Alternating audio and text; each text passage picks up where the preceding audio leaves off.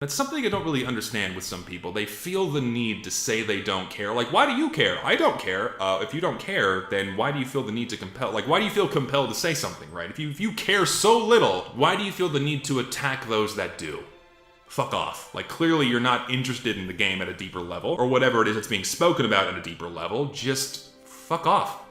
Like, obviously you do care if you feel compelled to shut down people you disagree with. You do obviously have some kind of investment, so just say it. Just say what you really want to say, instead of hand-waving these things away as, oh, you don't care. Bugs are cool. Speaking from a purely scientific standpoint, they are very impressive organisms. They are older than the dinosaurs and way more plentiful. Of course, it's not just the subgroup of insects known as bugs, but arthropods in general. Spiders, scorpions, and ticks, which are part of the arachnids, have plenty of their own impressive traits. Not to mention the chylopods like centipedes and the diplopods like millipedes. We only look down on them because of their small size. We like to put these guys up to a bigger proportion for scope. Look at how fleas could jump over the Eiffel Tower if it was the size of a human. Look at the blinding fast strike speed of the praying mantis. We also can't forget the maneuverability, flight skills, and hunting prowess of the dragonfly and the robber fly. You have wasps and ants that can use their numbers, coordination, and venom to frightening success. Don't forget the beetles that are heavily armored, practically have super strength, and are still capable of flight or great running speeds. The more you learn about insects and arthropods, the more grateful you become by thinking, man, I'm glad these things are small. You ever watch the movie Eight-Legged Freaks? That is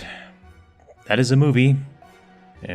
Actually, no. King Kong, 2005. Island of the Giant Insects. Terraformars. Way better examples. So bugs are formidable even when small. So why is it in a fantasy setting with bugs being way larger that Pokémon has failed bugs so spectacularly? Bug has always been pretty terrible in Pokémon, and that hasn't really changed after all this time. But why does that still have to be the case? Bugs are hard-coded into Pokémon's history and design philosophy. Whenever you hear about the history of Pokémon's development, you are always going to hear about how the devs loved bug catching when they were kids. That kind of nostalgia tied into how they designed the Viridian Forest area, and the bug catcher NPCs in red, blue, and yellow. Not to mention, you have the needlessly complex, yet surprisingly detailed bug catching contest in gold, silver, and crystal. It is clear that the developers still hold passion over that hobby. Despite a love of bugs baked into the developers' souls, you do not have to go far to find passionate Pokémon players saying bug needs a lot more buffs or reworks to justify itself as a type. It's not usually the first choice for a Terra type in Gen 9 meta. In fact, a lot of the more powerful bug types in the metagame use the new type-changing aspect of terastallization to get as far away from their bug type origin as possible, as if they don't want to be associated with it. Look how Volcarona could circumvent most of its rock weakness with heavy-duty boots, and it could run any Terra type it wanted, like Fairy, so it becomes harder to deal with. It didn't even need to run bug type damaging moves, like Bug Buzz, to get itself banned from Smogon's Scarlet and Violet overused tier. A lot of the good Pokémon and moves that are bug type are good for reasons that have next to nothing to do with strictly being bug. For example, Quiver Dance would be good on any decently fast special attacker. They just so happen to keep it exclusive to a bunch of low-tier trash and Volcarona. Look at how Blastoise shot up in viability once it got Shell Smash, giving it a +2 in speed and special attack the same way 2 Quiver Dances would have allowed for. U-Turn is good because of the free and easy switch-outs it allows for, in the same way Regenerator Alola-Mola runs Flip Turn, and for the same reason Regenerator Slowking ran Teleport until it could run Chilly Reception. Sticky Web is is good, but that is not because it is strictly a bug move. A hazard that debuffs speed would be good regardless, because that goes into how broken speed is as a stat in Pokémon. Speed as a concept is a discussion for another day though. Just look at Trick Room being used by Indeedee in official VGC formats. Bug itself as an element doesn't do itself any favors. A weakness to Rock in a game where Stealth Rock and Rock Slide are reliable picks already holds them back. They are resisted by a lot of types, including the meta-dominant Steel and Fairy. The types they are strong against can be done better by other types. And the dual types some bug Pokémon are associated with often leaves them with a 4 times weakness to one or multiple types. Bug Steel is probably the best typing in that regard, but it is only because Steel blocks off a ton of weaknesses associated with the bug type, and it is still 4 times weak to fire. Bug may be strong against grass, but so is fire, flying, poison, and ice. There are plenty of good options for those. Bug may be strong against dark, but so is Fairy, and Fairy is one of the best types in the game. Not to mention fighting, where you have plenty of super high base power attacks, amplified by their stab or same type attack bonus, like close combat, which is very widely distributed. Bug may be strong against Psychic, but that just doesn't matter when there are so many strong options for Dark and Ghost, including strong, widely distributed moves like Knockoff and Shadow Ball. Even before Dark was a type, players would sooner use Jolteon with Pin Missile over Beedrill in Red, Blue, and Yellow to deal with top-tier Psychic-type Pokémon, like Exeggutor, Alakazam, or Starmie. Another common sentiment towards buffing Bug is that the element also lacks any innate immunities. For example, Electric-type Pokémon have an innate immunity to paralysis from moves like Thunder Wave. Fire Pokémon have an innate immunity to getting burned. Grass has an innate immunity to powder moves like Spore. In recent games, they gave Dark Pokémon innate immunity to Prankster priority status moves. Yet, in all these years, Bug has not received any such innate immunity. Now, we could end the video here and get to the point of dumping it as an element, like I said in my video on dragons. However, I think a big part of why bugs suck is not just because of the terrible treatment of its element. It is actually 2 issues that are heavily intertwined, one of which is the bad element, but the other is Pokemon's inconsistency with stat gaps. In my dragon video, I noted how many of its members had very high stat totals in conjunction with a very good type. Some are even part of a special defined group ranking we call the pseudo-legendaries, or as the Japanese say,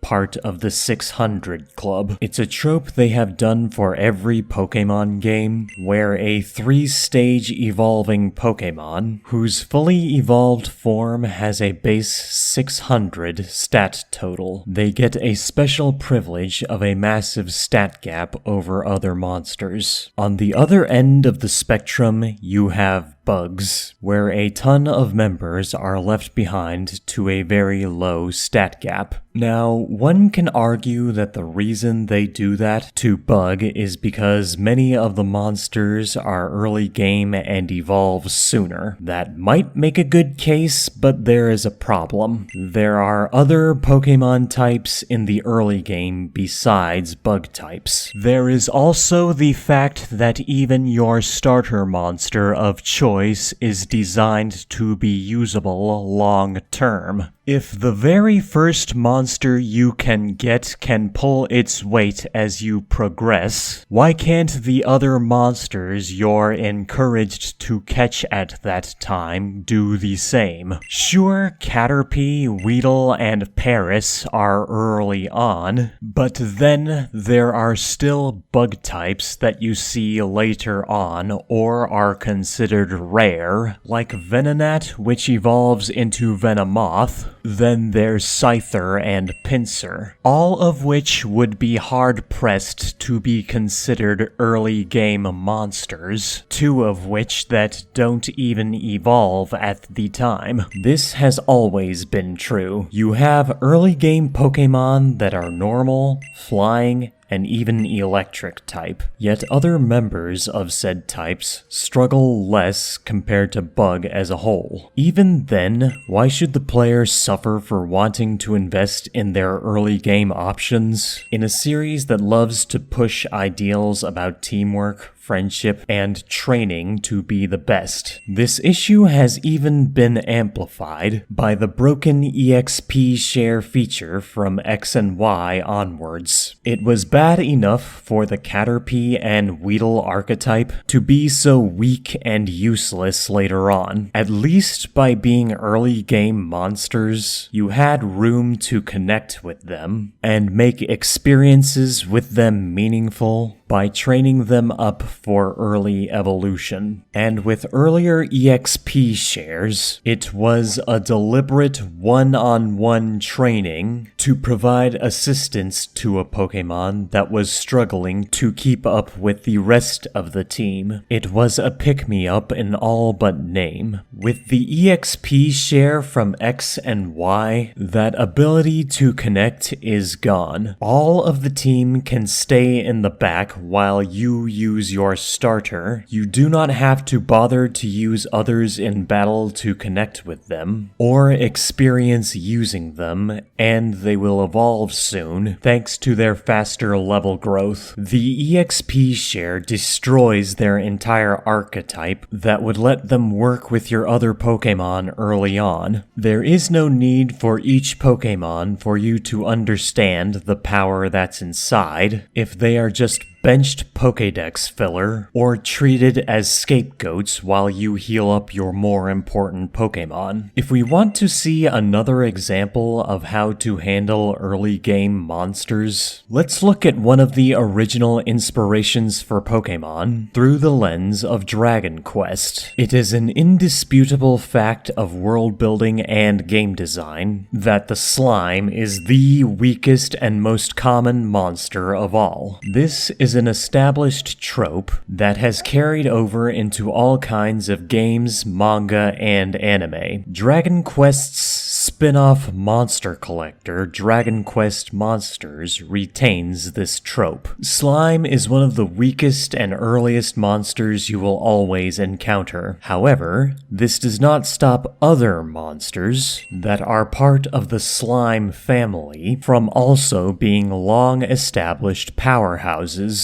like the notorious gem slime. You can invest in the slime you start with as synthesis material for stronger slimes as you progress, and it will not hurt you to get more slimes in the meantime. Pokémon in more recent generations has proven they can do the exact same thing for bugs. Powerhouses like Pheromosa, Buzzwole, and Lowkicks have easily established their offensive prowess. Even back then, they gave strong bug dual types and stat spreads to Pokémon like Scizor and Heracross. To the praise and appreciation of fans, they even gave massive buffs to low-tier trash like Beedrill and Pinsir through Mega Evolutions. A Mega Butterfree would have probably been more appreciated than a Gigantamax form too, at least until the next generation made Gigantamax and Mega Evolutions irrelevant, and now they're back back to being low-tier trash, or just blocked out from entering new games outright at the whims of Game Freak. However, there is something Dragon Quest does that makes their power gap more consistent than Pokemon's. That would be monster ranks. Bear with me as we look through the more obscure Pokemon manga, The Electric Tale of Pikachu. You know, the one famous for the art of Jessie pregnant with James's child. Not to mention all of the fan service panels. Never forget the roots of raunchiness. In the chapter dedicated to Clefairy, we get a breakdown of ranks thanks to an incredibly hot receptionist with a beauty mark. You're kidding. Are you telling me my level hasn't gone up at all? I'm not even at Thunder level? Your trainer's experience has nothing to do with your level. It doesn't go up just because you caught some more Pokemon. You see, the Pokemon you brought in today are both rank D. Anyone can catch rank D Pokemon anywhere. So, you're saying if I can capture a really highly ranked Pokemon, my level will go up? Well, it's not that simple. Why are you in such a rush? Work up to it. Aw, man. Now, Pokemon does not have an actual ranking system on the surface. They do give monsters stat totals based on intended power gap and rarity, however. They wouldn't be any special or stronger than other monsters unless they were specifically designed to, based on intended importance. Because of this, Bug is notably treated as an element that is terrible in its matchup spread, but also an indirect rank of power with how weak so many bugs are. Dragon Quest Monsters uses a ranking system to illustrate the gap in power between monsters, and that keeps things more consistent. In the latest entry, Dragon Quest Monsters: The Dark Prince, monsters are separated into 9 ranks. G rank is the lowest, where all the common and weak monsters you start off with are, including the slime. From there, you use the game's complex fusion system to climb your way up to F,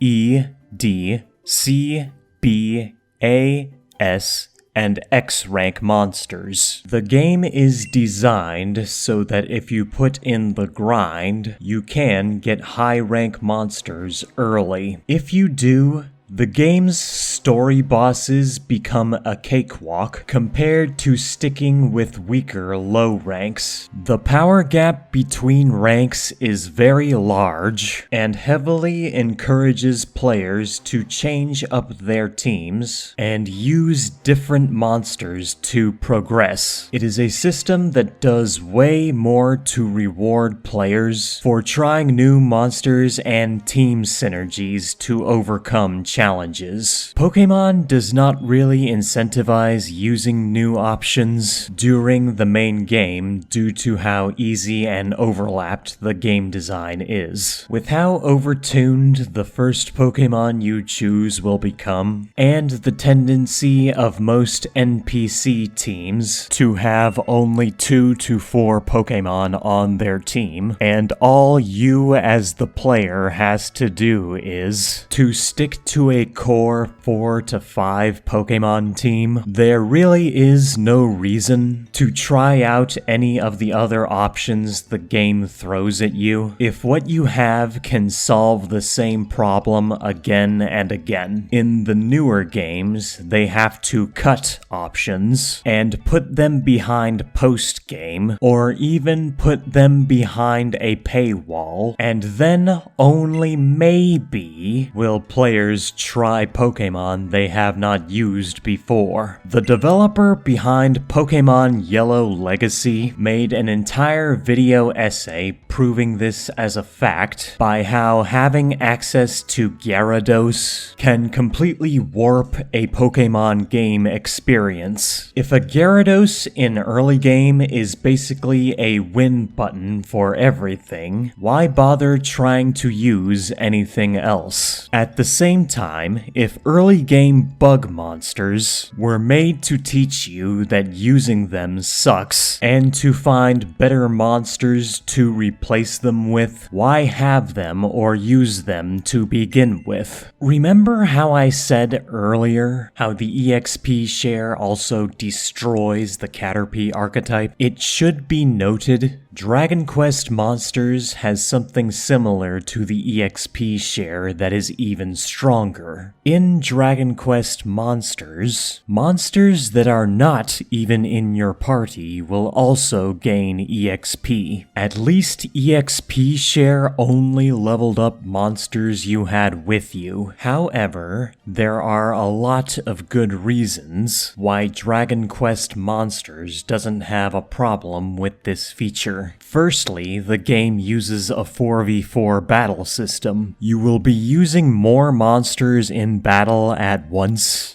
that you can connect with. Secondly, the game has way slower level growth than Pokémon. Thirdly, you have to get monsters to at least level 10 to fuse them, so they can pass on skill points. Fourth, fused monsters will always be reset to level 1. Fifth, bosses are actually hard and have huge HP stats that don't follow normal encounter HP limits, and the player is incentivized to use what they have to overcome those odds. The game is designed and programmed around this EXP feature from the ground up for its gameplay loop. In Pokémon, however, the bosses, such as gym leaders and evil team leaders, are barely much stronger than an average trainer battle. While I understand keeping the balance of power the same, keeping the strength just above average still means one good Pokémon can basically sweep the enemy team, and in most battles, they are considered one-on-one fights.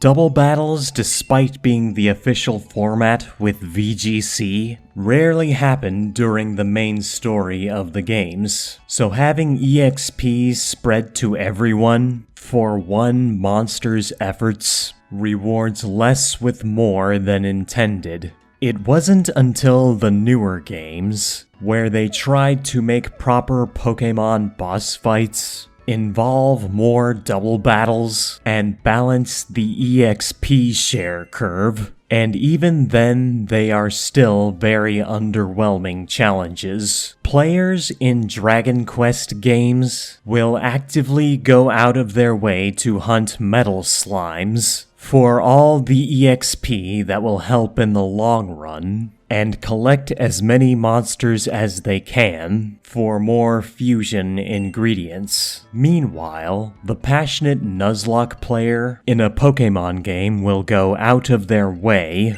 to play the game as suboptimally as possible. They can't risk running into a monster with a high EXP yield, like metal slime such as Audino or Chansey, if it hurts their level cap rule. They will even get into debates about rulings over the use of rare candies, because every difference in level is just that huge of a factor. Nuzlocke players value new experiences, tension, drama, and making new friends from limited options. So by that metric, games like Palworld, Monster Sanctuary, Koromon, and Nexomon that actually program features for that playstyle offer more balanced experiences from the ground up over Pokémon in that regard. Some people will not be too keen on this fusion system, mainly because it treats low ranks as eventual fodder on a much grander scale. Funnily, Pokémon does the exact same thing anyway, going back to my point about early game monsters. At least in Dragon Quest, the slime you started out with can be fused into the menace that is Gem Slime. Meanwhile, the Butterfree and Beedrill you caught early can easily end up being left in the digital purgatory of your PC while you use stronger Pokémon that overlap them in anything they want to do. There is no existence of a Butterfree S rank or Super Beedrill that are just straight up upgrades over the original. Some Pokémon fans will go out of their way to justify the terribly inconsistent power gap by using science, biology, and realism. That if you make Pokémon like Lovedisk strong and usable, it lessens the value of a shark monster. The idea is that you need weak and lower life forms in biology to make the larger specimens more worthwhile with their place in the food web, which would help explain why bug types are often portrayed as weaker. That would make a good point if it was not for the fact that this is a video game set in a fantasy world. Being limited to realism and science generally doesn't make for good, interesting, or fun gameplay. It's why Pokémon can get away with a massive catfish, standing above many monsters in the metagame, and being larger than the sharks in question. Especially since the reality is that even the biggest catfish are about only half as large as the biggest toothed sharks, and there are even more threatening marine predators like sperm whale or killer whale. If realism was so entertaining for video games, we would probably have more fans clamoring for 24-hour streams of empty nothingness just to see a single monster variant. Any justification with realism and biology completely goes out the window with my point earlier about how bugs stand above most life via proportions, and how this game series has giant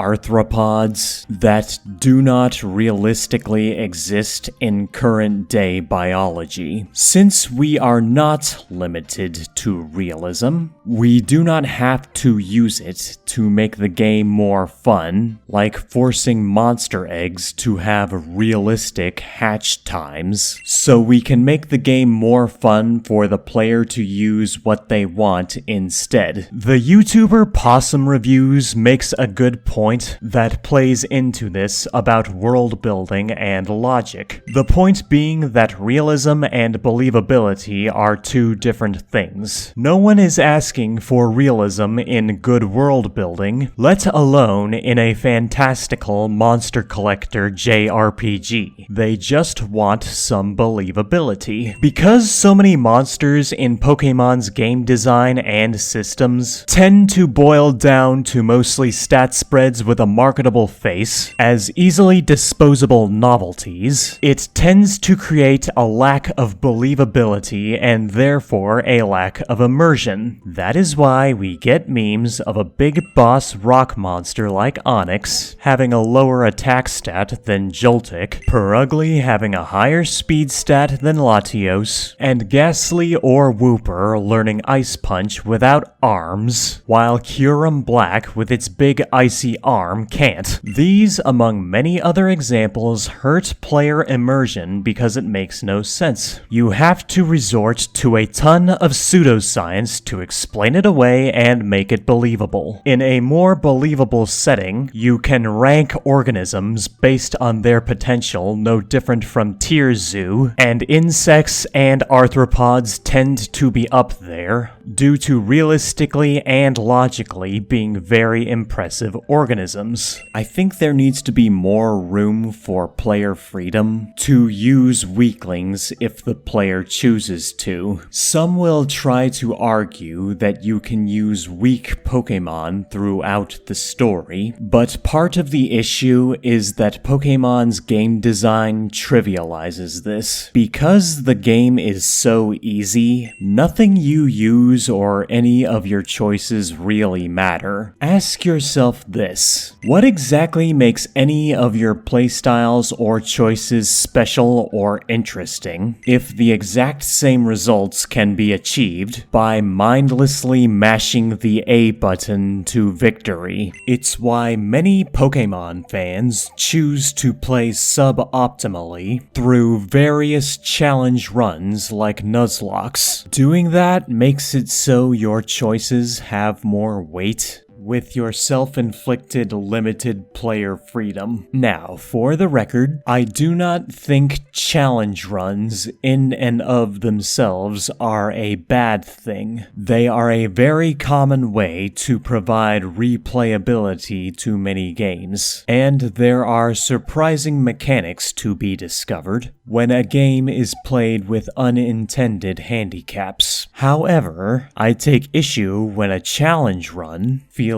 more like a requirement just to get engagement out of the base game, or even on an initial playthrough. If a game is struggling to provide some level of challenge, with or without a difficulty selection, that a handicap is needed to get some level of enjoyment out of it, that, to me, is a sign of a larger issue to the game's failure to engage the audience. I am of the belief that a game should push the player to improve and enjoy learning and getting stronger while doing so by its own merit. Ironically, that is the kind of message Pokémon's other media likes to push about learning about the monsters and using their unique traits to improve at battle. Where if you want to be the master of Pokémon, to understand the secrets and have some fun, you have to ask yourself if you have the skills to be number one. The self-inflicted limitations of Nuzlocke forces strategizing and forces players to learn by understanding their monsters to play with their strengths as much as possible, both of which are things Pokémon's world-building claims to value, but never really enforces them. Instead, you are left with games where players try to play worse just to get more engagement and fun. Just playing worse is not a unique trait to Pokémon. You can do Nuzlocke or make challenge runs for any video game that exists, but Pokémon just so happens to be easy enough of a game for that style of play to be more accessible. Other games will beat you to a pulp harder for playing worse because they are designed around getting you to improve with their own pre-designed limitations. I personally like having the freedom to invest in both high ranks and low ranks and making them more unique. To that end, that is why I want to adapt the game design of Yokai Watch. Yokai Watch also has a rank system like Dragon Quest Monsters. It just has far fewer letters, the power gap is a lot smaller, and you have resources to shrink that gap more. In Yokai Watch games, higher rank monsters come with higher stats by default compared to lower ranks. However, low ranks have benefits all to their own. To illustrate my point, we need to look at how Pokémon handles a lot of its stat gaps. In Pokémon, it can be argued that bugs have to be weak because they evolve sooner. When Caterpie and Weedle evolve into the cocoon stages of Metapod and Kakuna at level 7, their stat totals go up by base 10 and they are still very very weak. Then come level 10, and you get Butterfree and Beedrill. They're much stronger than the stuff you have at that point, but at the cost of not being very strong in the grand scheme of the game. The idea was to treat them as a tutorial for evolving monsters, and they get left behind in the process. All of that love and care put into them for their small numbers amounts to so little in a JRPG where, by design, everything is defined by bigger numbers. Their evolution does not really come off as a big deal, and the players that do see it as a big deal, and newer inexperienced players that would likely see a significant event like evolution as a big deal, would likely be sorely disappointed when they learned how the power gap spikes so significantly after they earn that Beautifly or Dustox for the first time. Yokai Watch only has a small number of monsters that evolve by level, with the rest being item fusions or monster fusions. However, when they do evolve, they make a significant jump in power thanks to the gaps that ranks help define. The minimum jump in rank from level evolutions is 2. E ranks will evolve into at least C ranks. In the grand scheme of the game's numbers, they make it pretty clear how a C rank is at least a fair average middle ground. The gap in power from 2 ranks from 1 level evolution is certainly much bigger than a measly 10 base stats. Since that is just the minimum, you have plenty of monsters that can evolve or fuse their way up to B,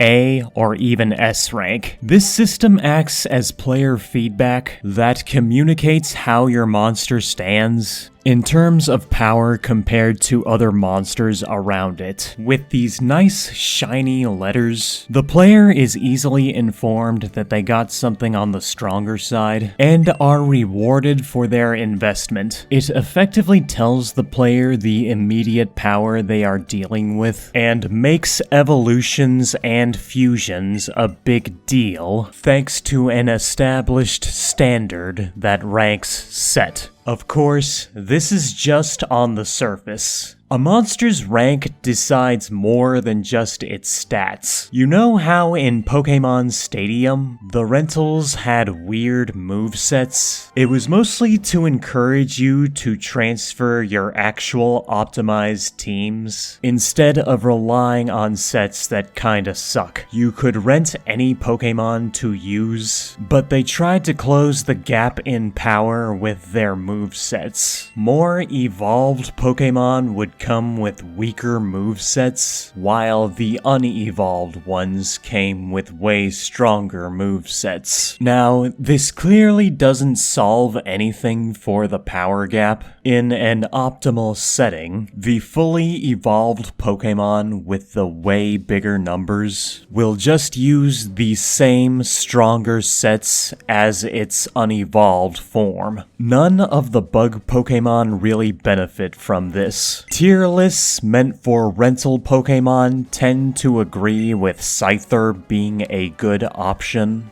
but its moveset has nothing to do with it being bug. Its rental moveset uses Wing Attack, and bear in mind Wing Attack was 35 power at this time, and the critical hit exploiting move Slash. You could get the same normal and flying damage from renting Dodrio instead, and get way more leverage out of it. The reason I bring this up is because Yokai Watch did something similar, but far more effective. Every yokai has its own ultimate moves that can deal really big damage, even coming off a low rank's smaller stats. Low ranks are specifically designed so that their ultimates take far less time to recharge compared to high ranks. This lets them fire off super moves more frequently for some good damage output. It adds a dynamic layer of depth for the player to decide whether they want to use a low rank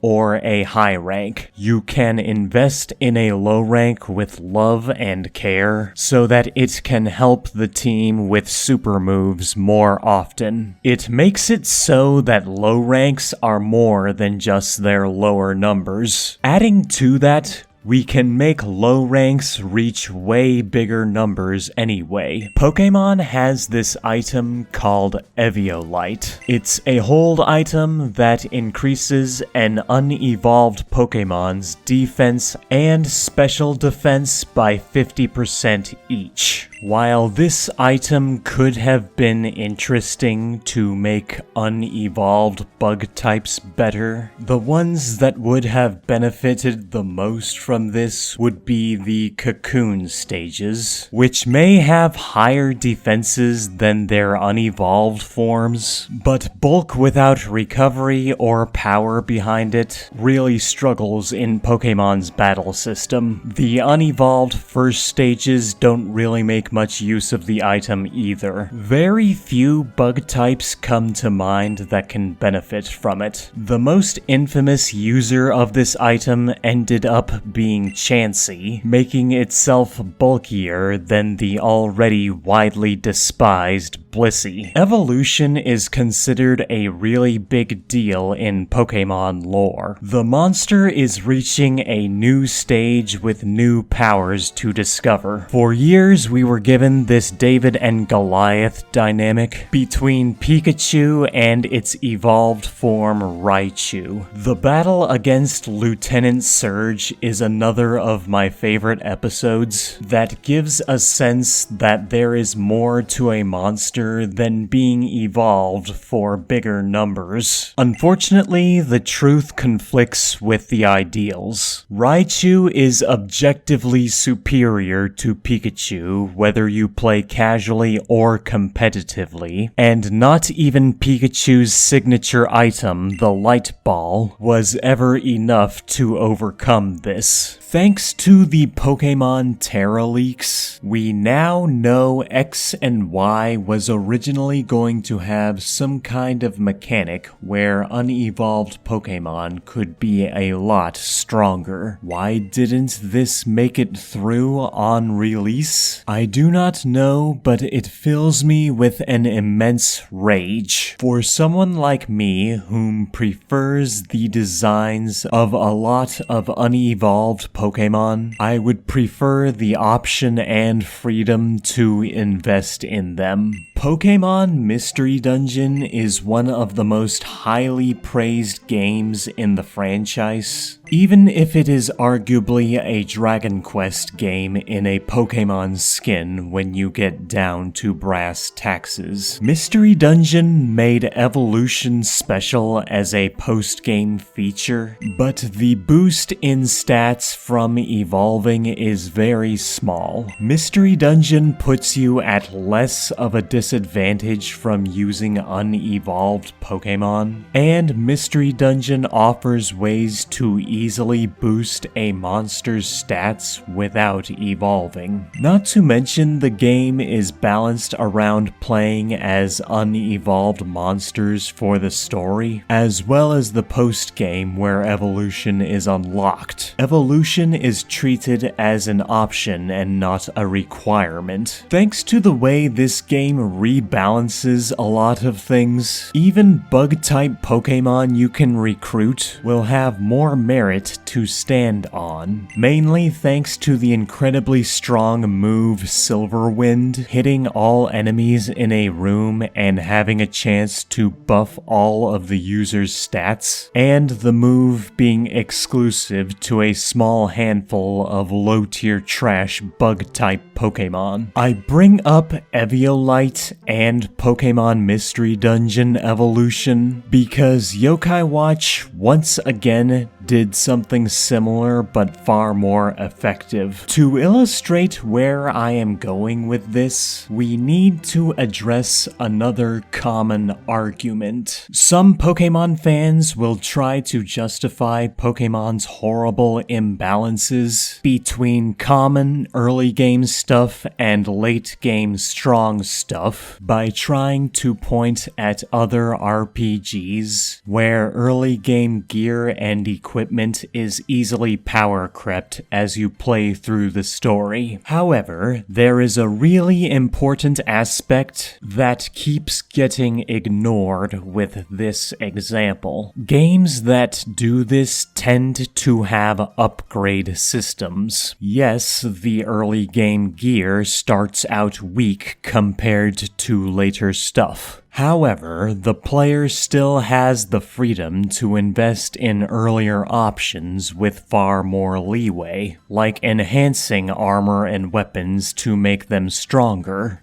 or imbuing them with extra stats, elements, effects, etc. as a means of keeping early game options relevant until you can finally get the new armor and weapons properly. The early game stuff can reach much higher caps in their numbers as opposed to main series Pokémon. Pokémon Mystery Dungeon is no stranger to this game design, with gummies and medicine letting them reach way higher numbers without evolving. You very much can have an upgrade system in a Monster Collector JRPG. Let's say we wanted to upgrade our bug monsters like Butterfree because we love them and want to see them succeed and be at their best. With Pokémon's system, we can start by boosting their stats with vitamins. Rarely found if you aren't buying them, vitamins raise the effort values for a single stat by 10 each, so they can hopefully reach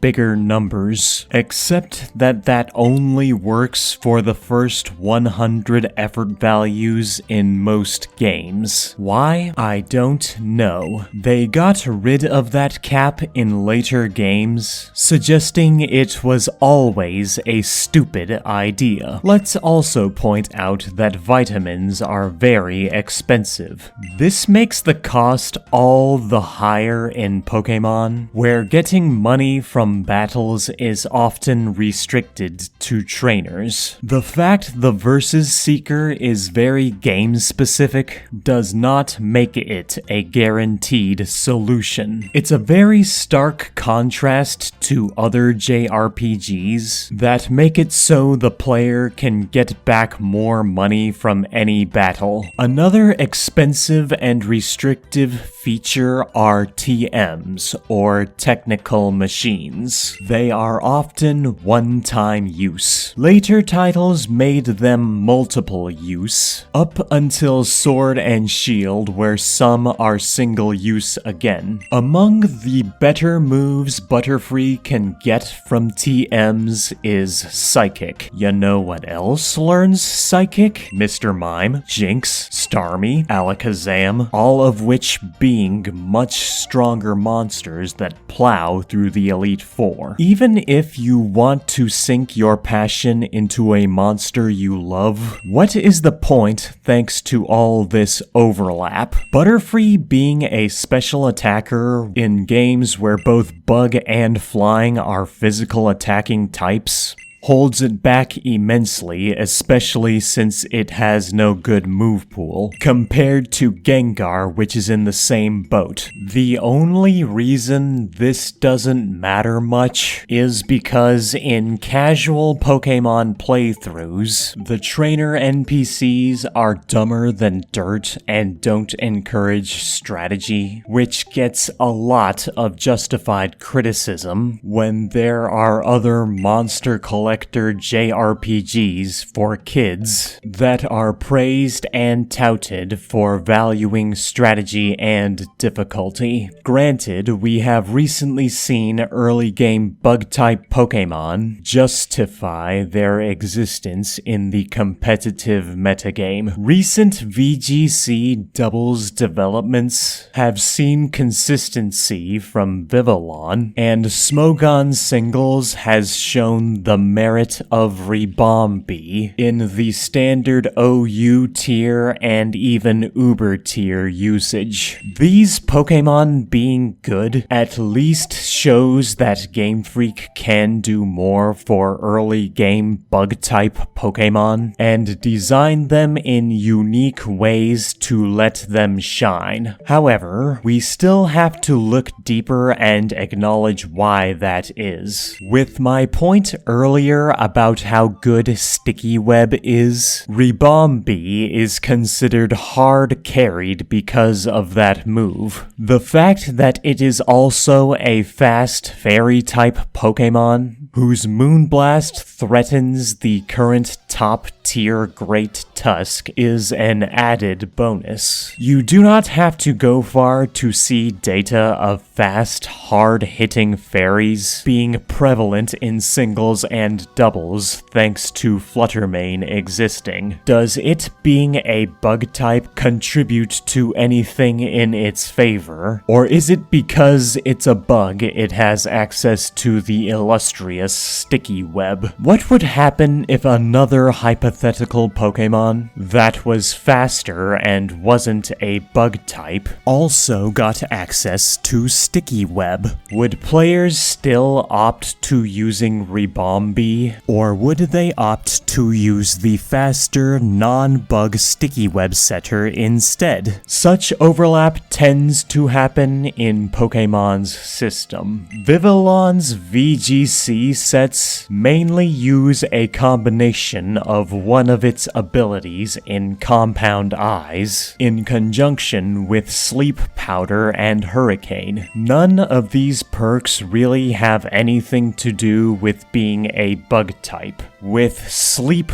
Powder, all you have to do is look at non-bug types like Amoonguss, Breloom, and Smeargle being good in VGC, by virtue of Spore and Dark Void being good by virtue of Sleep being good because it's broken. There is a good reason why Smeargle's signature move of Sketch was reprogrammed to be unable to copy the move Dark Void. If Sleep wasn't a problem, then Sleep wouldn't need special clauses reworking Sleep status, both in unofficial Smogon formats or official games like Stadium. As for Hurricane, look at the consistent top tier mono flying support Pokémon that is Tornadus with its prankster Tailwind to buff its allies' speed. Tornadus has a history of its optimal sets having to run Hurricane. The moment it got access to a more accurate flying type attack move in Bleakwind Storm, its sets stopped running Hurricane. Accuracy and evasion as well as high base power are just that important in Pokémon's system, despite most answers to evasion checks being so weak and suboptimal compared to other monster collector JRPGs even for kids. Both Vivillon and Ribombee further proves my point that bug Pokémon have to be good in ways that have nothing to do with strictly being bug, since their optimal sets do not even use any bug-type damaging moves. You could take away their bug typing and they would probably be better off because of it. Though bear in mind, this information only matters if you play meta. In a Pokémon casual playthrough, their strong status moves do not really amount to anything, since the game just encourages hitting hard and fast with attacks. With both these early game monsters being able to shine generally being seen as a positive aspect, it helps elevate my next point on how you very much can make it so that early game monsters can shine long-term both casually and competitively in Yokai Watch 3. Yokai Watch 3 introduced an item called the Prestigious Treasure. It increases a yokai's rank by 1 letter per treasure. From what I can calculate, the increased rank boosts the user's stats by 5 or 6% across the board. It makes it so that low ranks can have their best stats become even better. It also helps that it doesn't use up an item slot like Eviolite, so the yokai can hold something more useful like a soul gem. The stat buff is so good that certain high ranks struggle to keep up, including evolved yokai compared to their unevolved forms. You can only boost the ranks of up to 8 yokai, but that is more than enough for a full team of 6. This feature alone lets you upgrade a monster and give it more longevity in playthroughs, not to mention challenges, bosses, and even the official competitive format. Add to the fact that Yokai Watch 3 has its own version of Eviolite-esque equipment, such as the Paradise Ball, which sees some niche usage in the competitive metagame. It also helps a ton that optimizing your monster friends in Yokai Watch 3 involves a lot of going down treacherous and hard dungeons, and facing challenging, fast-paced boss battles, while playing as any monster you have obtained, that make Pokémon Legends ZA look slow and ugly by comparison. I'd sooner take that approach. Call me cynical, but I think the average casual player would agree that that's far more fun, challenging, and engaging than running around in circles for hours to play into a eugenics system that ultimately undermines a lot of the game's messages and themes. Since Yokai Watch's competitive format limits players to 2 S ranks and 2 A ranks per team, nothing stops a player from boosting a low rank up to B rank for optimizing. Depending on the team build, you can even buff an E rank all the way up to an S rank and exploit the higher numbers. It is an everyday occurrence to see hilarious hyper-offensive low-rank teams consistently taking on the metagame in the high ladder. It would be like if Pokémon players saw stuff like the 2014 Seijin Park Pachirisu that they love so very much in the top ladder teams every other match, except if it was Pachirisu surrounded by 5 other Pokémon just as bad as Pachirisu. It really goes to show how much better the team building variety Yokai Watch 3 allows for. Yokai Watch's innovations and game design allowed it to have a system that makes it a very tangible reality that you can still have powerful legendary monsters in a game without them overlapping and trivializing early game monsters in the casual or competitive side. Compare that to the official VGC formats, where you will usually only ever see variety after several regulations banned enough of the top tiers. Doing that is just artificially forced variety in a top-heavy system against more organically created variety with more cyclically imbalanced systems. To be as clear as possible, it's not Pokémon having a metagame or the metagame existing that is the issue in this context, as much as it is the execution and metagame health quality assessment. It should also be noted that in the process of writing this, the VGC format went through Regulation J, where they updated the ban list to allow players to use mythical Pokémon. A mythical Pokémon on the team would count towards the number of restricted legendaries a player could use on their team, which is a maximum of 2, similarly to how Yokai Watch's official competitive format restricts teams to 2 S ranks per team. However, this change is very heavily scrutinized by passionate competitive players because of Pokémon's incredibly inconsistent power gap, with arbitrary labeling like mythical or legendary that games like Yokai Watch and Dragon Quest Monsters do not have as much of an issue with, thanks to ranks allowing for more power gap consistency even before the labels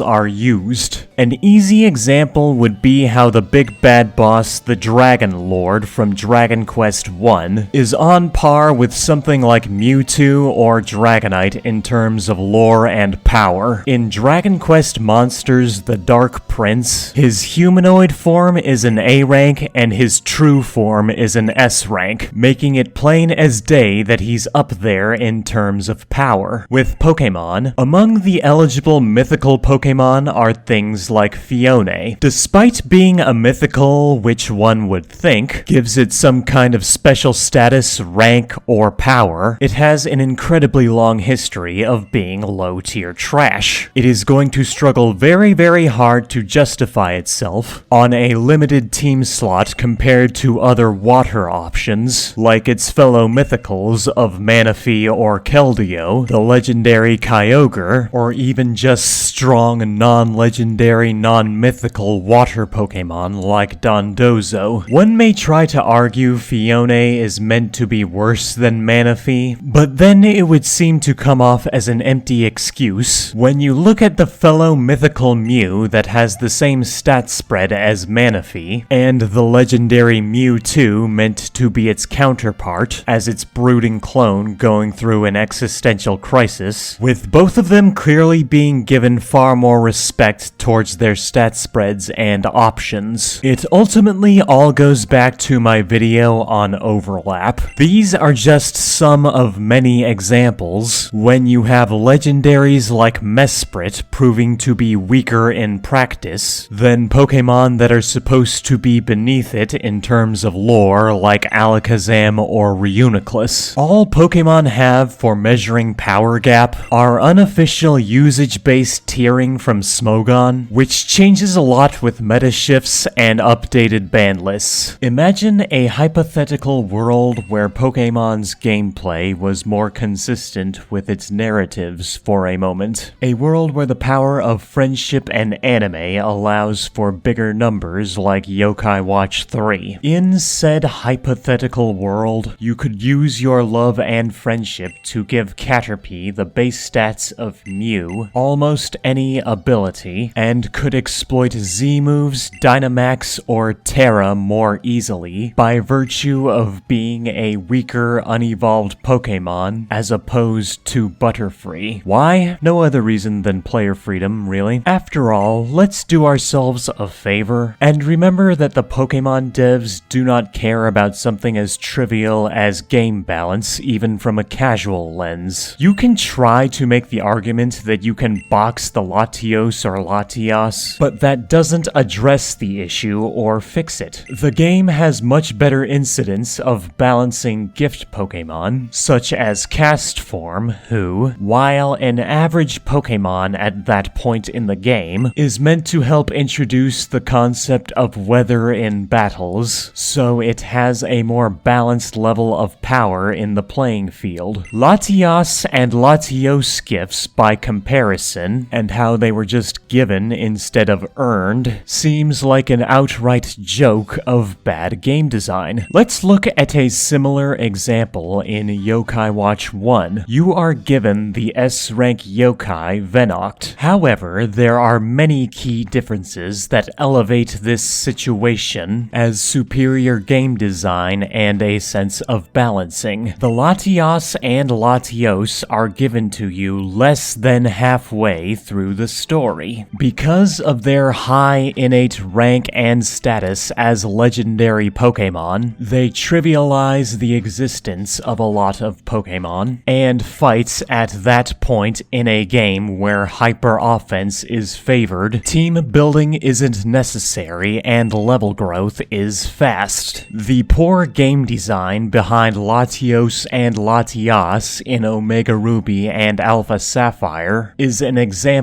of something YouTuber JonTron brought up. You see, there's this little thing in game theory called dominant strategy. It tells that if you're given an ultimate method of disposing of obstacles in a game, you're always going to use it.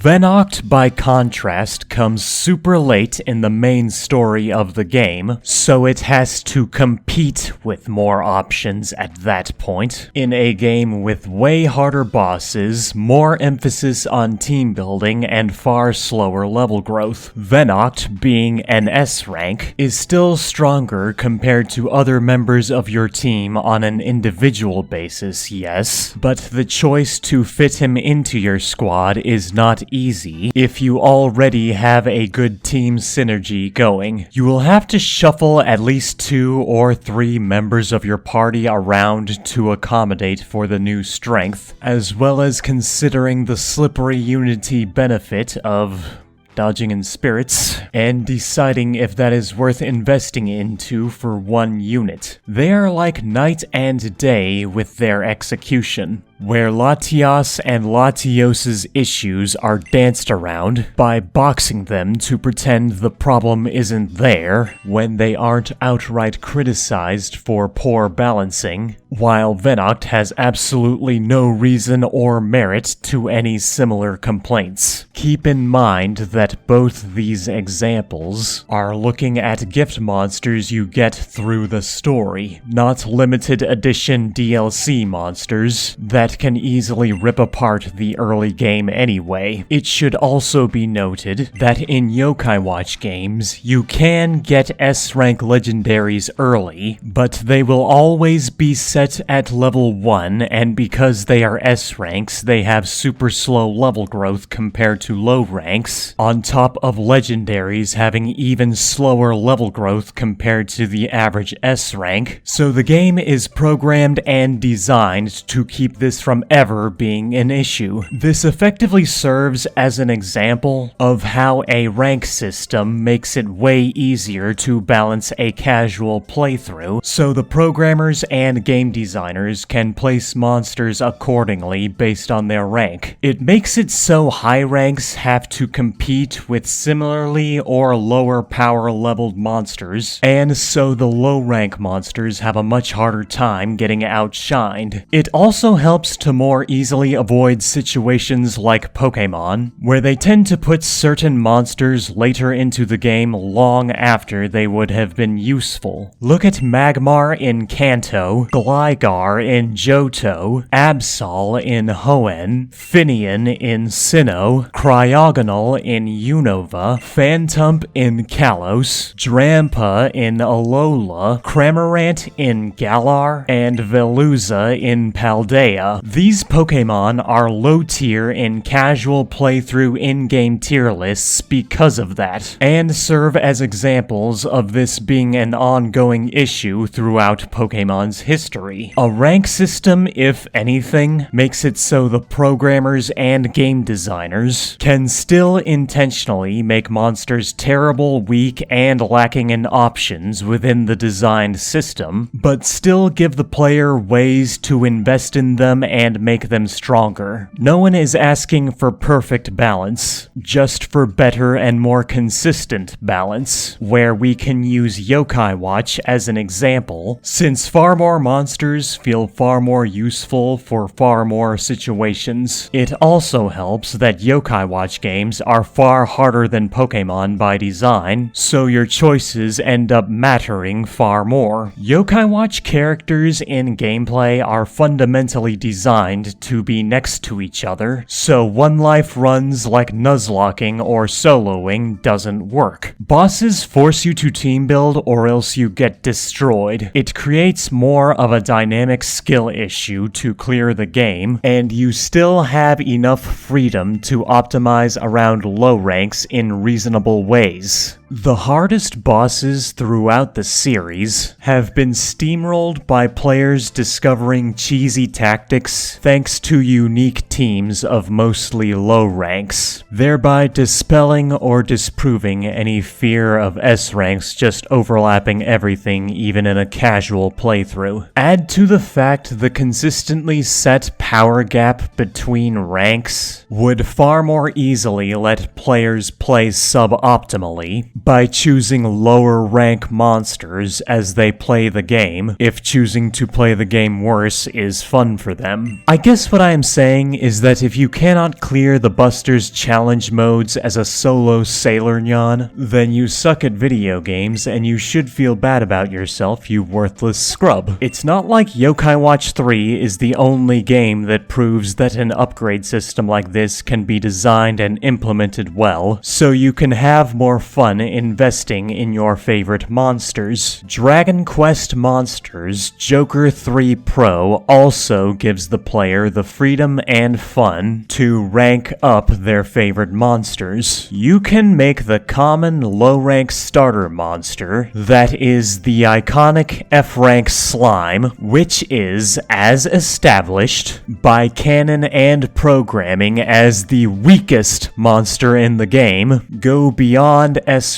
if for no other reason than the fun of it. Both these games have PvP competitive online formats and metagames that exist that are arguably more varied than any official competitive Pokémon metagame to boot, and are still far stronger in terms of casual content and for a casual playthrough. Some Pokémon fans will try to claim that either a casual side or a competitive side of a game has to be compromised in terms of quality, as if both those things being good are mutually exclusive. These games only prove that that is just not the case. The point is that with the way Pokémon treats evolutions, stat gaps, and monsters intended with lower presence, a lot of bugs are doomed to a fate of being low-tier trash either casually or competitively. In conjunction, they are also shackled with being one of the worst elements in the game with almost no benefits. The combination of bad stats and a bad element left them as the butt of a joke that ran its course 8 generations ago. It should also be noted that all of this information even applies to the Monster Collector JRPG for adults of Shin Megami Tensei. In Shin Megami Tensei Vengeance, which only improved upon the game design of SMT5, one thing it added was ranks to demons to better communicate their level of power. The game also makes a point to lock powerful high-rank boss monsters behind special fusions, so the player has to earn them instead of just being handed something stronger in the game early on. Despite that, the game still gives the player tons of tools to invest in and make early game monsters far stronger, with raw stat upgrades and skill inheritance if the player wishes to use them. So now that I have laid out all this information, what exactly am I going to do with it? The whole point of a rank system is that you can see and control the power gap of your monsters without making an entire group suffer or lag behind. We can make bug-themed monsters be common and weak E ranks, just like any other monster family can have. We do not need to make early game bug monsters weaker than other early game monsters. This should make them way easier to use long term, especially if the game is designed so the player can raise the power of the monsters they like easily, either from faster level growth from from being a low rank through fusions or evolutions that make a large jump in ranks, or upgrading that monster's rank to give it higher stat totals. The jump in rank also lets evolutions and fusions be treated as a big deal. We can make fusions and evolutions more meaningful and worthwhile even if the evolved form is just one rank higher. Hopefully by doing that, it will make early game evolutions far more helpful long term. Hopefully it makes it so that if the player doesn't want to evolve a monster, they aren't completely leaving themselves at a handicap. Pokémon loves to sell this idea of the Eevee route, just like with Ash and Pikachu, where your choices matter a lot in your life as a trainer, including the choice to not evolve your monster friend. If I can make it so that more monsters have that choice, I'm hoping that will be more fun for more people, so that they can have more fun with monsters they like, whether fully evolved or unevolved. To that end, I'll be making a lot of evolved monsters play very differently from their unevolved forms, while still trying to stay true to their theme. I'm hoping this will create more variety and options even in a smaller monster roster, as opposed to the evolved form being a complete overlap of the unevolved form, in the vein of my inspiration of the dynamic between Pikachu and Raichu. So what about Bug itself as a type? If the theory that Dark is weak to Bug is because of the Pokémon developers being Kamen Rider fans is true, it kinda makes it embarrassing that Kamen Rider is busy being part of a much better monster collector JRPG for kids like Yokai Watch. Kinda like how Pokémon's roots go back to Ultraman and Ultraman is officially a Yokai Watch character now. In that same vein, I have no problem getting ideas from things I love too. After all, Pokémon developers were critical of how Dragon Quest games handled rare item drops, cause they cared about the game. However, instead of saying, "It is what it is," and being content as brand loyalists to Chunsot and Enix, by just accepting that and insulting anyone that dared to want improvement, they made something of their own out of that critique with Pokémon's trading mechanics. In my video about Dragon as a type, I pointed out Ni no Kuni has its own dragon family, Draconis, which has affinity with the protagonist Oliver. The bug-themed family, Vermes, also has an affinity with Oliver. From what I can find, they are resistant to poison status ailments. Unfortunately, using any of its members is pretty suboptimal, because Draconis members like Catastrophe invalidate a lot of stuff once you get your hands on them. I guess even the professional developers have trouble balancing dragon monsters along with everything else. Much like how Dragon Quest has its own dragon family it tries to make unique, it also has its own bug family in some games. In the Game Boy Color game of Terry's Wonderland, there is a bug family. Later games would have these guys reclassified into nature family members. According to the guides I could find, bug family members have faster level growth, much like Pokémon like the Caterpie line. They are also resistant to status ailments. Much like Dragon, they also have weapons and skills that can hit them for weakness, such as Bug Blow, which is funnily learned by members of the bird family, like Bludgeogar and Crested Loon, known at the time as Picky and Stubbird. With these ideas for reference, we can also look at the good game design of Yokai Watch's tribe system to make monster families more unique. So by combining a ranking system and a family system, we should have an easier time overcoming a lot of Pokémon's game design shortcomings. With ranks, we can easily design monsters to be weak, common low ranks, specifically meant for early in-game play. With families, we can make Bug be a completely separate trait from the actual element, just like with Dragon. This gives us the design freedom to make all kinds of bug-themed monsters, and give them unique gameplay traits from their shared family. Putting it simply, I want power gap to be consistent and reasonable to make your monster's power level matter. I want monsters to have meaningful traits to be unique enough so that your choices of monsters matter. I want evolutions to be unique enough so that your choices to evolve your monsters matter. I want the game to be challenging and thought-rewarding enough so that your team of monster choices matter. These are aspects you get from any monster collector JRPG that isn't Pokémon. Since Pokémon puts so much emphasis on choice, but makes it so your choices generally just don't matter. We can also play into the themes from these previous games, where bugs play into debuffs and status ailments. In my case, I want Bug to work like the Eerie or Bukimi tribe. What Eerie tribe did was amplify the potency of debuffs, and some of its better members being able to amplify buffs as well. Bugs from a scientific lens are survivors. They are more adaptable to both good and bad conditions, and those that aren't are usually quick to eventually adapt over several generations. With lush green environments like the Amazon rainforest, insects and arthropods are in abundance with the best conditions. Even if the world got nuked, you would still have cockroaches surviving in even the worst conditions. So to play into that, we make the bug family increase the potency of buffs and debuffs. What do I mean by potency? Well, let me explain. Interestingly, one of the more consistent aspects of bug types in Pokémon is the vast access of buff,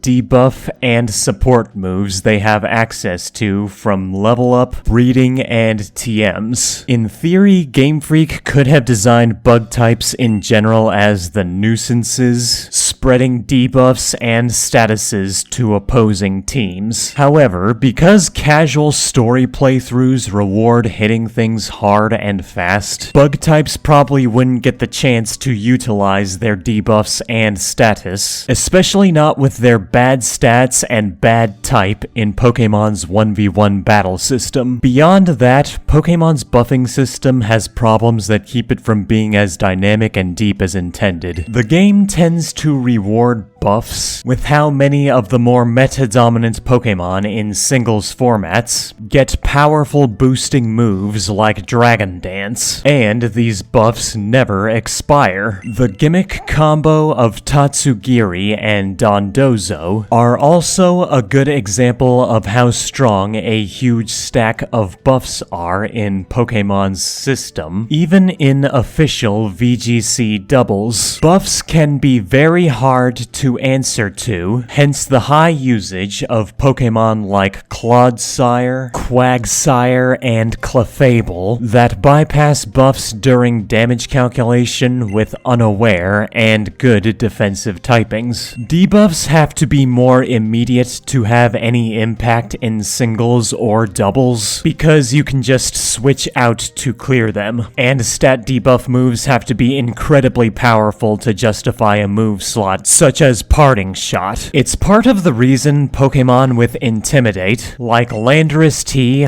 Arcanine, Gyarados, and Incineroar, tend to be prominent in doubles formats, since the easy attack debuff to opponents indirectly makes your side bulkier. In singles, one of the few serious sets that runs a debuff move is Memento on Dugtrio, because Arena Trap and its high speed tier lets it rip apart most things and choose its matchups, and even if it gets weak and you need some easy momentum, you can just use Memento to sacrifice it, and whatever you send out next will have an easy time setting up thanks to the debuffed opponent. It's similar to how Wobbuffet in Diamond, Pearl, Platinum, Black, and White would run its special event move Tickle, and then thanks to Shadow Tag, it can choose its matchup, debuff the opponent's defense, and then afterwards it's easy for a pursuit trapper to come in and take advantage of that. Pokemon doesn't really have a lot of room for the opponent to be forced to deal with debuffs. Yokai Watch's buffs and debuffs, meanwhile, have more gameplay elements to using them. With buffs, they are temporary. A yokai that receives a buff to its stats outside of a tribe unity blanket effect over the party will last until the yokai has performed 4 actions and then fade. Because the game's battle system is so fast-paced, that's plenty of actions. It prevents incredibly unfair number stacking that would happen if buffs were permanent until cleared. Going back to the example of Tatsugiri and Dondozo, players can be forced to run Haze or Clear Smog just to have some form of counterplay. Moves like Snatch never get used in optimal settings, because even though it's a move that can steal buff actions, it doesn't do damage to the enemy, leaving the user vulnerable. Compare that to Mars Shadow and its signature move, Spectral Thief. Not even bulky meta stuff like Blissey or Clefable would run Snatch, and even broken stuff like Mega Gengar didn't bother running it either. Add to the fact the move doesn't exist from Sword and Shield onward anyway. Sure, you could keep using it and steal buffs if you predict right, but then all you have to do is predict wrong and possibly take too much damage. Compare that to yokai like Lappin' It Up and Greasel, whose skill is like an ability version of Pokemon's Snatch move always being active, and they get to be top-tier anti-meta options against teams that like to stack buffs. Let's also address the fact that Pokemon's buffs and debuffs are very large. Pokemon's buff increments tend to go by 50% per stage. That is incredibly big for any JRPG. Most monster collectors or JRPGs tend to increment buffs by 25% or 10%, and Yokai Watch is no exception to that. Smaller increments are just easier to play with and play against, as opposed to Pokemon, where things like Meteor Mash from Metagross, randomly giving it an extra 50% to its attack stat, or Gengar's Shadow Ball, randomly debuffing an opponent's special defense stat by 50%, can completely change the tides of battle. Because of this lopsided nature, it is no surprise that buffs and debuffs in Pokemon are so poorly handled that even Baton Pass tends to come with some kind of stipulation in unofficial competitive formats, assuming that the move isn't just banned outright. Baton Pass is a move that lets the user give their buffs to an ally switching in. A simple concept, really. One Pokemon is buffed up, and you Baton Pass to another Pokemon to get those same buffs. Useful for those that can't buff themselves or those that dedicate their 4 move slots to attacking moves. However, this move has a long history of causing problems in the metagame. This move proved to be nothing more than a disaster in the making. Passionate competitive Pokemon players have to create extra rules for their unofficial competitive formats that restrict if the Pokemon with Baton Pass in their set can have status moves like Spiderweb or Mean Look to prevent switch-outs. Rule sets also tend to restrict it being able to pass certain buffs, as the move was originally programmed, because just having even 2 different kinds of buffs on a Pokemon is enough for that Pokemon to be able to steamroll an entire team. While Baton Pass is hardly used in the main game, the move being this strong in competitive formats emphasizes how large the buffs are. As if that wasn't a good enough example of how poorly buffs are handled in Pokemon, let's also not forget about the ability Moody. Only a small handful of Pokemon have access to this ability, all of them are low-tier trash, and yet the ability is so broken that it has remained banned since its debut generation of Black and White. At the end of the turn, the user gets one random stat raised by 2 stages, and another random stat lowered by 1 stage. This includes accuracy and evasion. All the user has to do is stall out with Protect and Substitute until the stacks are big enough that the opponent has no counterplay. Moves that could force switch-outs on opponents to prevent their sweeps could miss in Black and White, and even when they were changed in X and Y to be unmissable, Moody has still remained banned ever since. It is hardly surprising since Moody is always a net positive in buffs, doesn't require any MP or PP budgeting, and the user can just stall out until it gets what it needs. This ability got banned even from the unofficial Ubers tier, where powerful legendary Pokemon like Mewtwo or Arceus could end up at the mercy of Bidoof for those dumb and unfunny Bidoof is a god memes. While the latest Pokemon games finally gave Moody a nerf by no longer boosting accuracy and evasion, the effect proved too powerful for unofficial competitive circles and remains banned. It should be noted that even Shin Megami Tensei games make a point to give plenty of counterplay to buff stacking. The most recent Shin Megami Tensei main series titles of 5 and Vengeance make it so that buffs and debuffs max out their stacks at 2 stages each. Older games were far more free to get big buff stacks, but because so many enemies were distributed with debuff skills that can lower or clear buffs, it becomes less of a problem to balance around. The game's skill inheritance also helps with that, allowing the chance for most of your ally monsters to play a role in this as well. The newest games actually tinkered a lot with these mechanics, making buffs and debuffs clear after 3 turns have passed, as well as making skills that can buff or debuff all stats super costly on MP. It tends to force carrying passive skills like Boon Boost and Boon Boost EX if you want the stat changes to last for more turns. The game forces you to care about stat changes a lot, especially with bosses that can clear buffs easily. Both the old and new style of buffs offer very dynamic systems despite losing stat changes on switch out. Dragon Quest Monsters and even Digimon Story Cyber Sleuth and Hacker's Memory games do similar systems to SMT with inheriting buff and debuff skills and making them fade after several turns. Even then, these games have skills for counterplay to buffs. Dragon Quest Monsters has the Disruptive Wave skill you can inherit from certain lines. Digimon has stuff like Sakuyamon's Amethyst Mandala, which you could say is like Pokemon's Dazzling Gleam and Haze at the same time. Digimon also makes a point to let the player know that buff and debuff skills are a mere 10%. Dragon Quest Monsters lets the player know that buffs and debuffs randomly last from 2 to 5 turns before fading. Since these games let monsters carry a ton of skills into battle, and lets you pass on skills to another monster, these games make it so you don't have to worry about distribution issues, as opposed to Pokemon, where moves like Quiver Dance, Tickle, and Clear Smog have very low distribution, are limited by egg egg groups and you only have 4 skills in battle. Debuffs are also incredibly dynamic in Yokai Watch compared to Pokémon. Remember how we said a lot of Pokémon types have innate immunities? In Pokémon, you have to rely on getting lucky switch-ins or bluffs to make use of those innate immunities, such as switching fire Pokémon in against bulky ghosts that like to carry Will-O-Wisp. If you don't, you have to deal with status conditions that can be unreliable to get rid of. Moves like Heal Bell and Aromatherapy, and abilities like Shed Skin and Natural Cure tend to be pretty situational. It's why some of the stronger stuff in current meta are incredibly cheesy options that don't have to respect status moves. NPC trainers may be brain dead, but at least some of them are programmed to not attack into an immunity. Status conditions can be so over-centralizing that the very existence of the unofficial Smogon formats Sleep Clause and Freeze Clause proves well enough that passionate and skilled players will go out of the way to edit and change the game's code to something completely different from cartridge play, just so the game can allow for more engagement and skill. That is, up until they banned sleep outright in Scarlet and Violet Overused as of writing this. Let us not forget that an official Pokémon game in Pokémon Stadium includes the Sleep Clause programmed into it.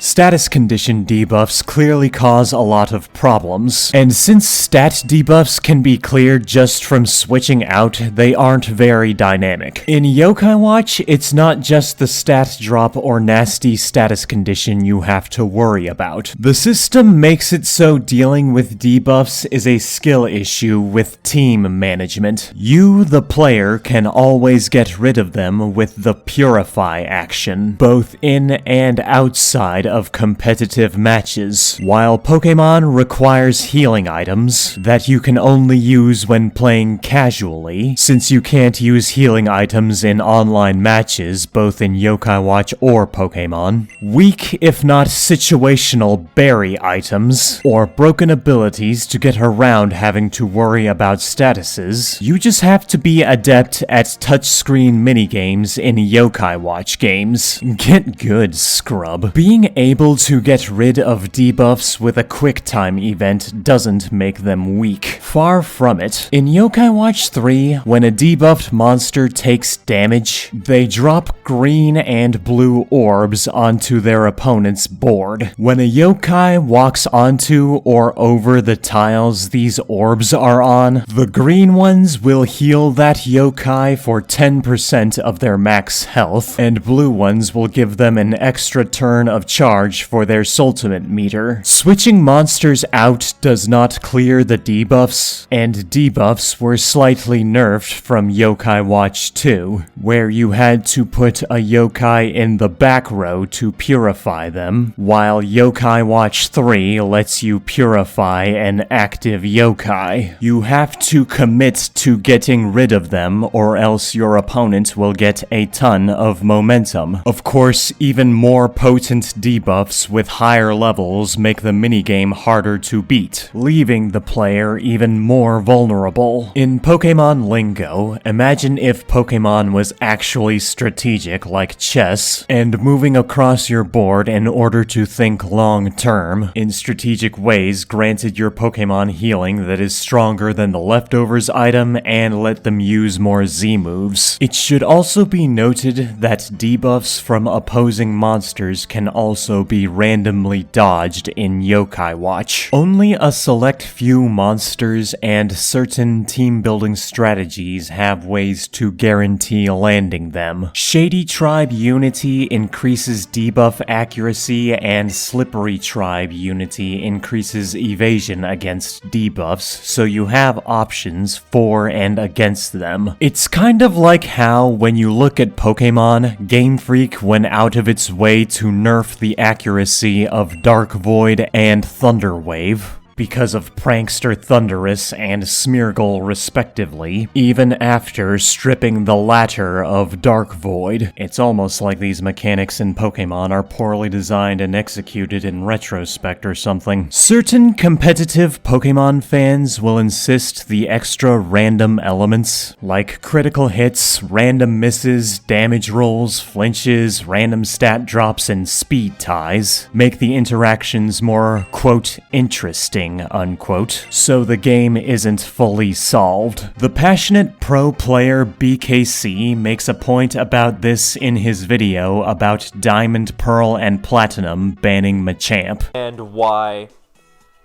so many people who have clowned on this tier for so long for Machamp being stupid, which, by the way, very fair. Of all the criticisms leveled at DPP, some are fairer than others, and the fact that Machamp is stupid is a very fair one.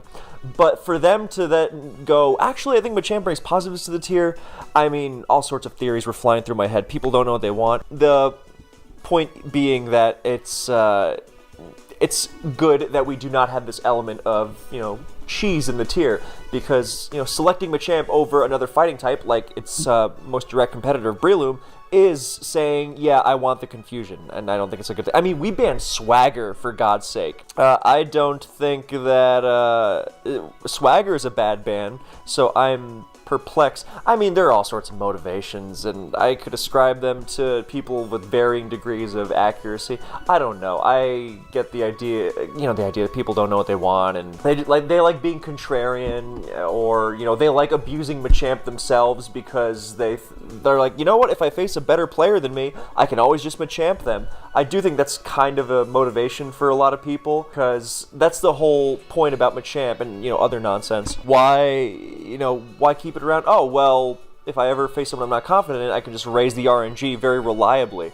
And, tier knowledge and skill gap, all that kind of goes out the window when Machamp starts dynamic punching. The point being, skilled players do not enjoy putting up with even more extra luck, and only the indecisive contrarians seem to view the extra chaos as a positive. It should be noted Machamp was not good because it could get around accuracy checks. It was good because the guaranteed confusion from Dynamic Punch is too chaotic in a metagame where Swagger is banned. Machamp on its own is an unviable piece of low-tier trash, assuming it is even programmed into the game. The Smogon Council, which claims to hate complex bans, probably could have gotten rid of the combo of Machamp and Dynamic Punch because of the confusion chaos. Advocates for extra chaos factors are unlikely to start preaching for affection mechanics to be added to online multiplayer battles, because you can't really have a consistent win condition or backup plan. If your opponent randomly survives on 1 HP, clears their status condition, dodges the next attack, and then hits you with a random critical hit from affection. But that's like totally interesting and deep and stuff, right? That said, consider the following. How about we make it so the attack debuff from Intimidate can randomly miss? Why not make it so Machamp's confusion debuff, even if it lands Dynamic Punch, can randomly miss and not confuse the target? That keeps it from being a solved factor, doesn't it? That makes things more, quote, interesting, unquote, right? That is a good thing, isn't it?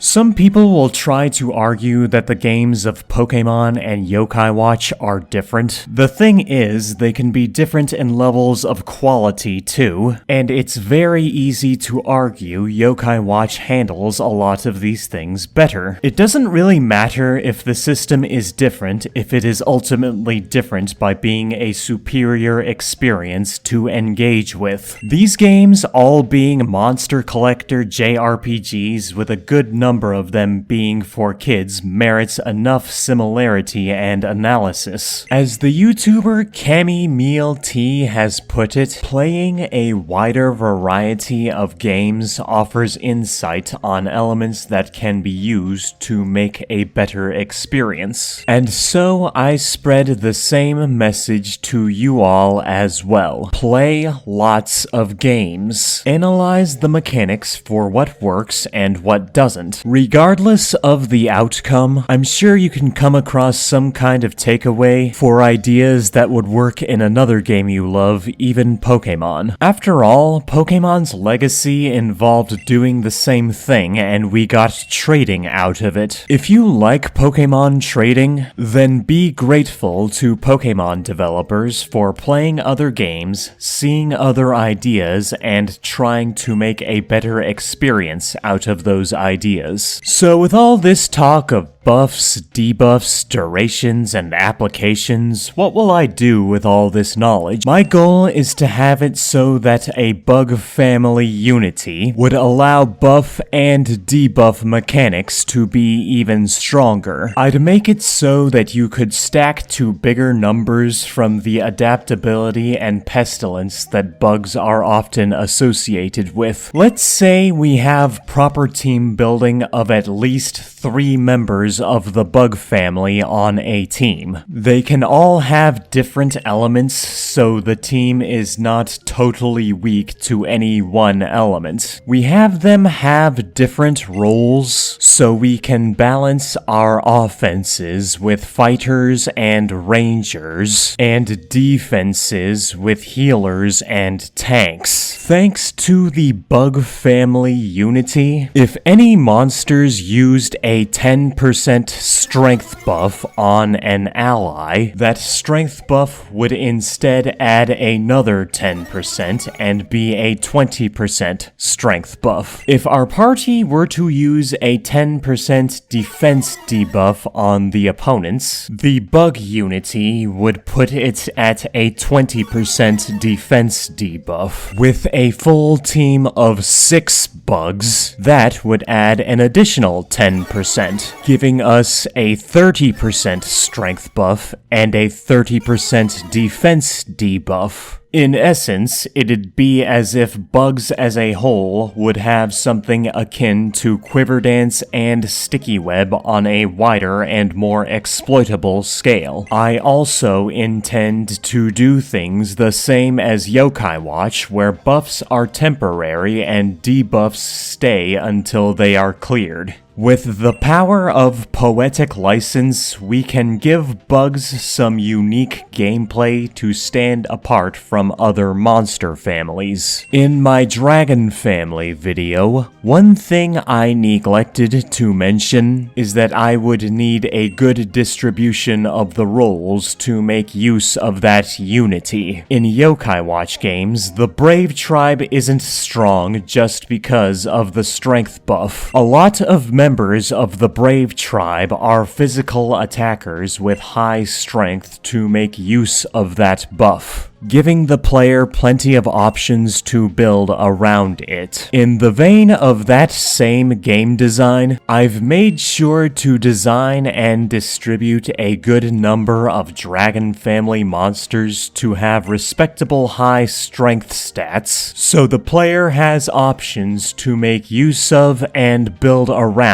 that buff. In that same vein, we are going to have to design gameplay to give to bug-themed monsters that can make good use of buffs and debuffs. Ranger role monsters are specifically designed to take advantage of buffs and debuffs, so the bug family should have plenty of those. However, thanks to the Yokai Watch 3 system we are aiming to use, every monster should have its own thematically appropriate buff or debuff action, so plenty of bugs will be able to make good use of the family unity anyway. Let's look at one of my more recent designs to see what we can do. Here is a monster design of an isopod-themed monster called Pillipede. Yes, I am aware that isopods are not actually bugs. They are crustaceans. In that same vein, look at the poetic license behind Kabuto, which this design is partially inspired by. Kabuto's name implies it is vaguely both a trilobite and a horseshoe crab. Trilobites are not bugs, and neither are horseshoe crabs. You know what horseshoe crabs aren't?